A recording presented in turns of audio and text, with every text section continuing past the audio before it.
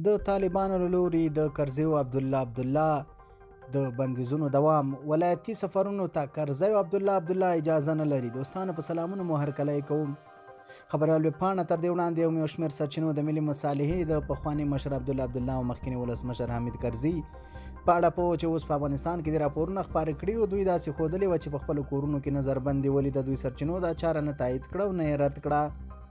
د تیر کال د اګست 15 نیټې راوروسته عبدالله او کرزي یوازې په خپلو کورونو کې اوسېږي او تر اوسه پورې دا دوه تیر حکومت لوړپوړي چارواکي د باندې نه دي وتلي.